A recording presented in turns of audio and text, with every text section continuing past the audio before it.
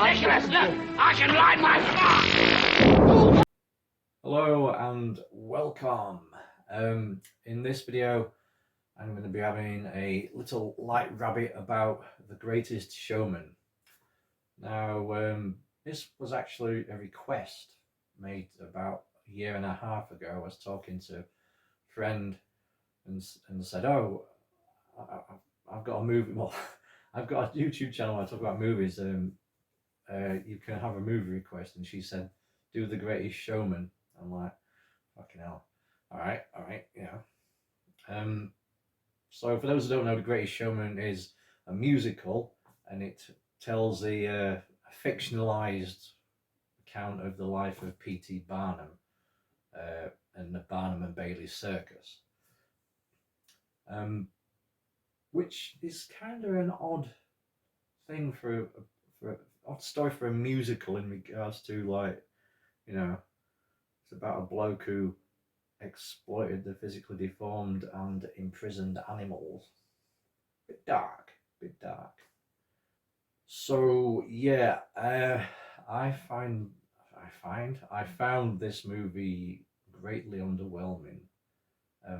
It started off good. I thought the opening song for it, a million dreams or something, the one that Pink sang, which is, I thought she'd written that was her song.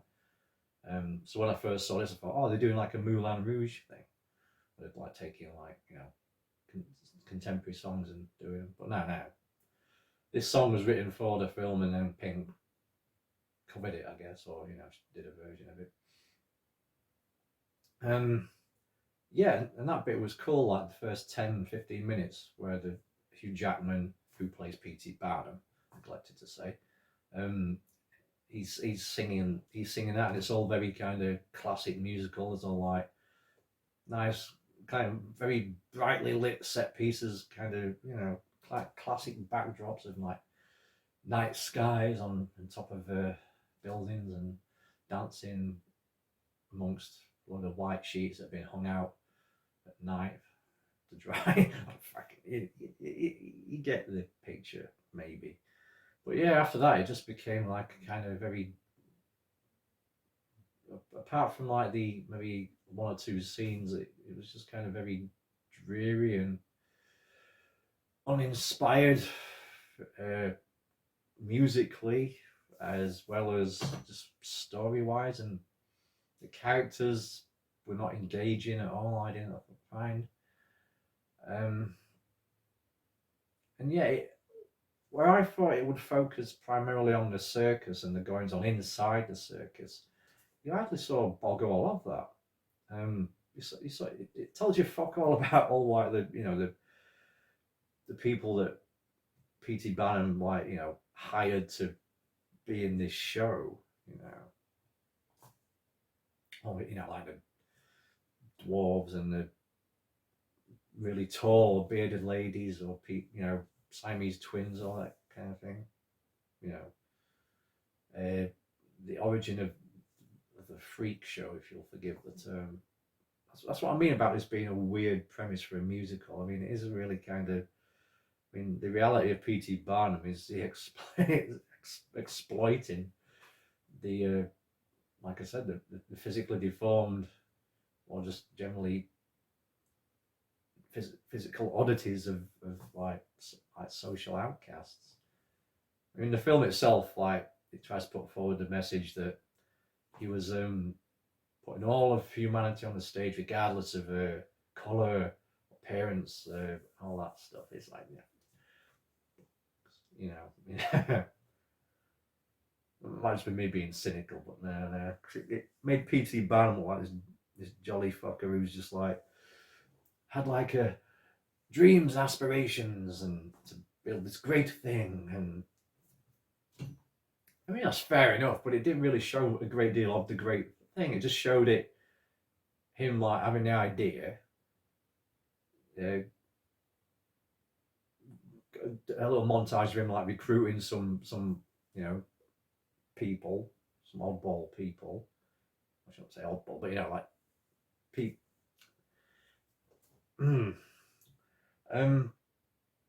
yeah, then it shows that it being a big success and that, but it doesn't really show any. Like I said, apart from a couple of bits, it doesn't show the circus itself. Once there's a big success, it shows him buying a big mansion and he's taking his wife and his kids in there. Don't show you where the fucking people who work in the circus are living. I mean, he's making all this money off it. It doesn't mention how much they're getting paid or what their circumstances are. Yeah, I kind of think it missed the mark in regards to that. I thought it would be telling the story of some of these characters in the circus, not just P.T. Barnum and the other dude who Zac Efron played, who ends up being his P.T. Barnum's business partner.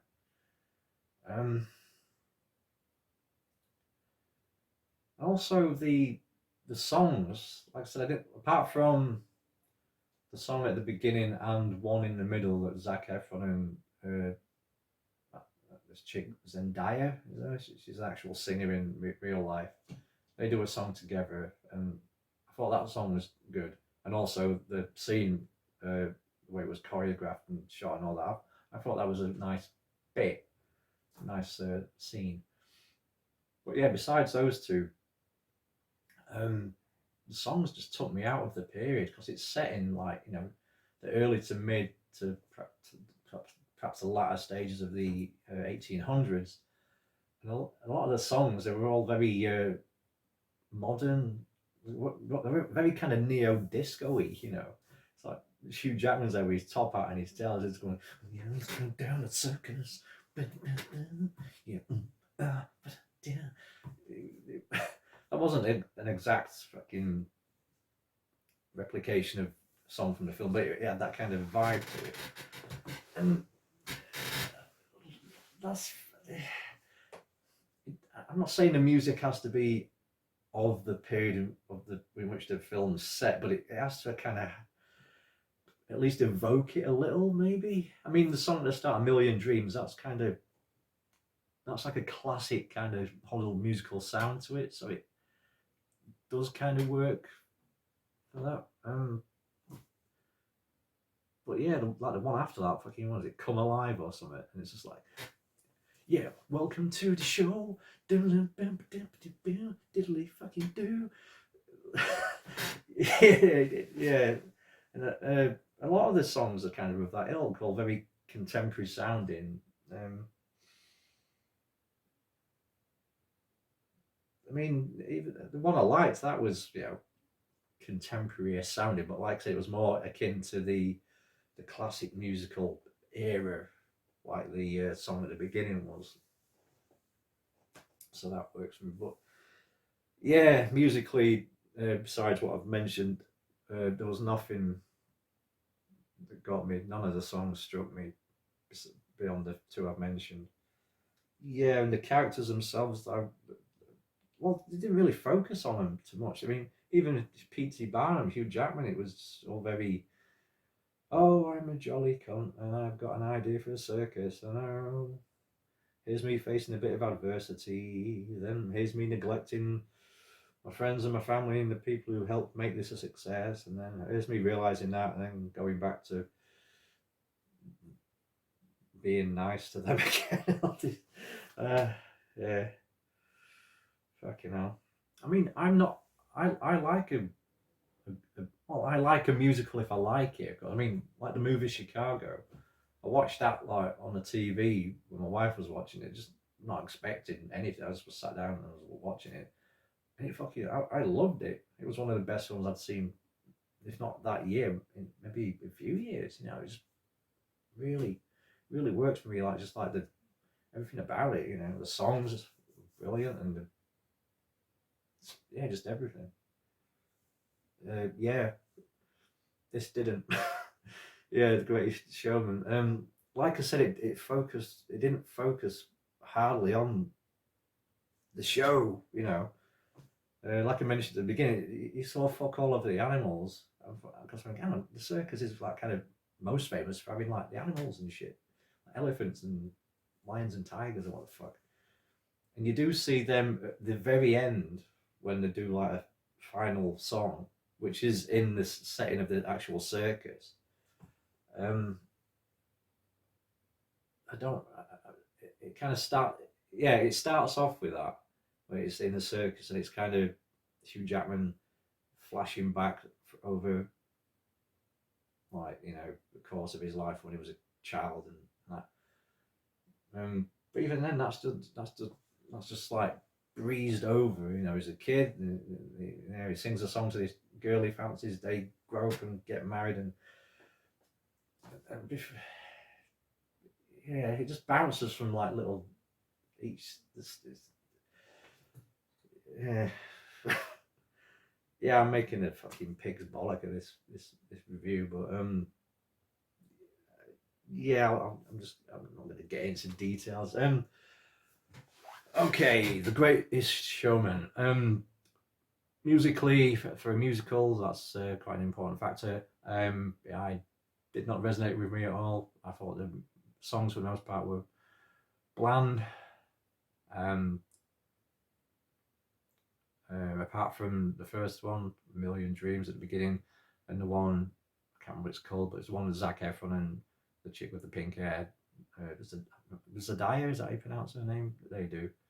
That and that scene were good. The first 15 or so minutes of the film were good, like the way it was shot, and it had a very kind of I got like Yellow Submarine vibes off bits of it at the time. But that soon fucked off, and it just became a very sumptuous, but at the same time very sterile, fucking visual experience. The story was a fucking wasted opportunity because it didn't focus on the show.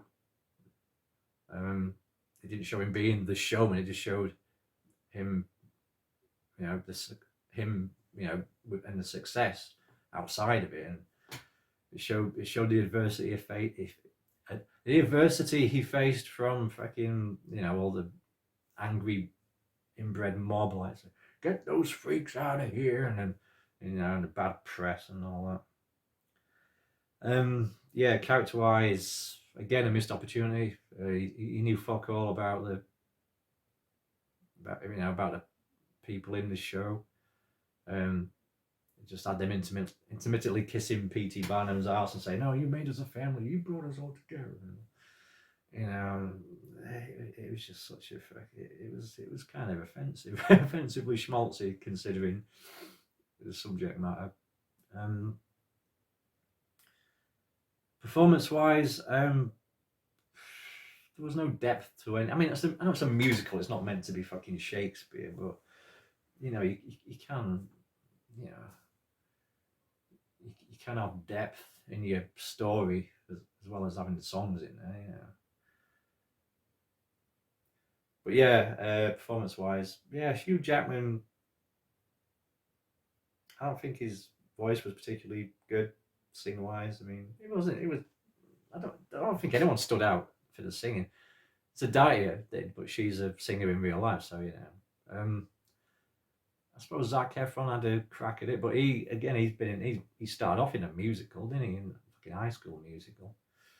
Not that I've seen it. Can't say I've got any fucking interest in seeing that. So yeah, the characters were, just they were just there to, fill in the screen, whatever the fuck that means. Yeah. I mean, you could, for all the, like I said, for all the grandiosity of what it was trying to be, like the settings and that, they were, for a lot of it, they were quite good, big sets and that. But again, it kind of felt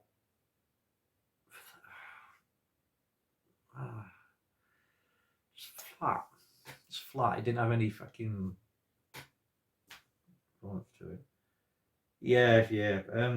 The Greatest Showman. It wasn't. He wasn't. The film wasn't. It didn't even show the greatest show on earth.